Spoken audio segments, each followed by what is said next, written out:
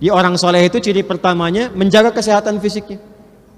Kalau makan yang dibutuhkan supaya sehat.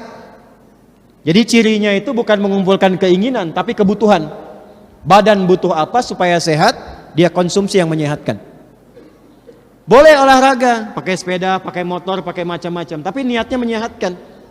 Nah, kondisi kita menjadikan tubuh sehat dan kuat, itu bahasa Arabnya disebut dengan thayyib namanya. Apa namanya? Thayyib. Asal katanya toba. Orang yang membantu orang lain dengan izin Allah supaya sehat dan sembuh dari penyakit namanya tabib. Terjemahnya bahasa Indonesianya disebut dengan dokter. Tabib itu bukan tukang obat, tapi dokter. Tabib diserap ke bahasa Indonesia tabib, asalnya dari kata tabib. Ya, tabib, tabibun. Ya, itu artinya apa? Dokter. Orang yang membantu orang lain dengan izin Allah supaya sembuh, badannya sehat lagi. Kalau sudah sehat dan kuat, sifatnya disebut apa? Thayyib. Tapi tidak cukup dengan itu, mesti ada yang kedua. Badannya sehat, kuat, sifatnya pun mesti baik. Badan baik, sehat jasmani, tapi sehat juga pikirannya, sifatnya. Kesehatan, kebaikan pikiran itu disebut dengan khair namanya. Apa namanya? Khair. Jujur itu khair, sifat. Sabar itu khair, sifat. Rendah hati itu sifat, khair. Tidak cukup dengan kuat saja. Badan kuat, bagus, ya, tapi sifat kurang baik, itu belum jadi soleh.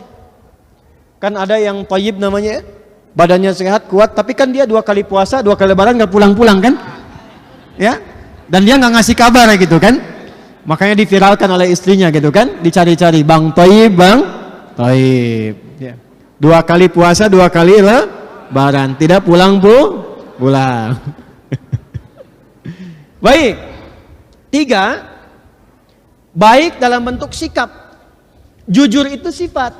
Tapi kalau Anda disogok, Anda menolak, diajak korupsi, Anda kemudian menolak, itu sikap namanya.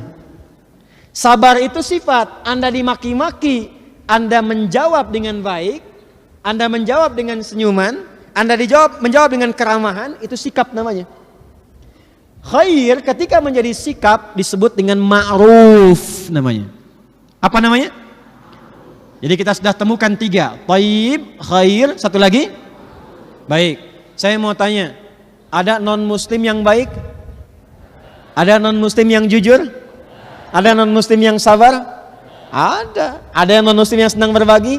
Ada, banyak, sampai ke level ma'ruf. Tapi apakah kebaikannya dilakukan karena Allah? Belum tentu. Kalau semua kebaikan itu dikerjakan karena Allah, maka pindah ke kata yang keempat, namanya ihsan. Apa namanya? Ihsan itu menjadikan semua kegiatan sebagai ibadah karena Allah. An ta'budallaha ka'annaka tarahu fa illam takun tarahu fa innahu yarak. Tadi ibu merawat anak karena Allah, bapak mencintai istri karena Allah, gitu kan? Makanya kalau cintanya karena Allah akan dilihat pakaiannya sesuai enggak dengan yang Allah sukai.